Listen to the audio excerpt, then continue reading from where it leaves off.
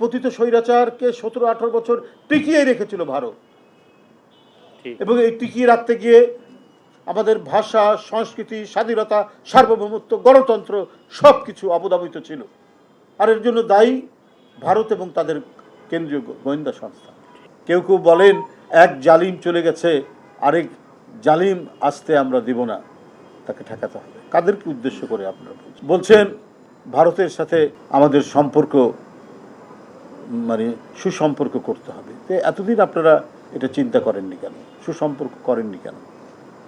আবার বলছেন যে বাংলাদেশের ইয়েকে কি বলে যে পতিত স্বৈরাচারকে ক্ষমা করে। এই যে কথাগুলো, এই কথাগুলো তো এই গণতান্ত্রিক আন্দোলনে আমি যদি আরও মনে করি, আজকে যে ইলিয়াস আলী বলেন, চৌধুরী আলম বলেন, এখান থেকে শুরু করে চৌধুরী কি বলে যে হিরু বলেন, এরপরে আবরার, কত ছাত্র জনতা, রাজনীতিবিদ, শ্রমিক, মেধাবী ছাত্র আবরার থেকে শুরু করে এই যে ফাইয়াজ, আবু সাইদ, মুগ্ধ, রায়হান, এদের শহীদি আত্মদানের সাথে এটা কি বেইমানি হয় না?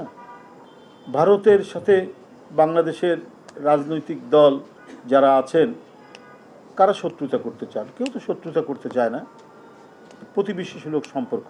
কিন্তু অপর পক্ষ থেকে সৎ প্রতিবেশী সুলভ সম্পর্কের যদি আচরণ না করা হয়, আর আমি যদি দেখি আমার ন্যাশনাল ইন্টারেস্টে বাইরে কাজ হচ্ছে, তখন কি আমার সমালোচনা করার অধিকার নয়? আমরা তো সেই সমালোচনাই করে আসছি। মৌলানা ভাসানী করেছেন, শহীদ রাষ্ট্রপতি জিয়াউর রহমান করেছেন, দেশনেত্রী বেগম খালেদা জিয়া করেছেন, দেশনায়ক তারেক রহমান করছেন। যখন ন্যাশনাল ইন্টারেস্টে বাধা হচ্ছে, চৈত্র মাসে আমাদের পানি নাই, নদী শুকিয়ে যাচ্ছে, আমরা বাংলাদেশের মানুষ কি জানে না কাদের কারণে এটা হচ্ছে? এর জন্য আমরা প্রতিবাদ করব না? প্রতিদিন রক্তাক্ত সীমান্ত একের পর এক লাশ পড়ছে, এর জন্য প্রতিবাদ আমরা করব না?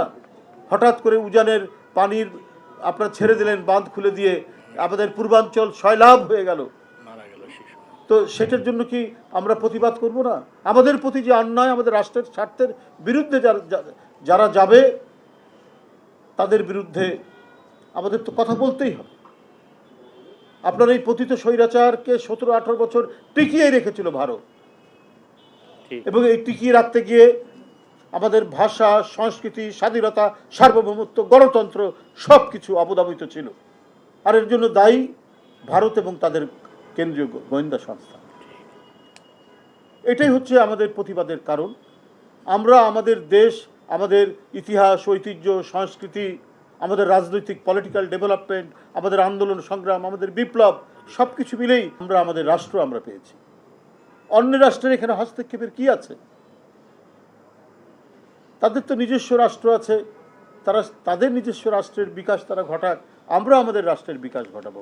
কিন্তু অন্য কোনো রাষ্ট্রের যদি হস্তক্ষেপ হয়, একজন জাতীয়তাবাদী মানুষ হিসাবে প্রত্যেকটি মানুষ তো এটা ভালো চোখে দেখবে না, কখনোই এটাকে ভালো চোখে দেখবে না।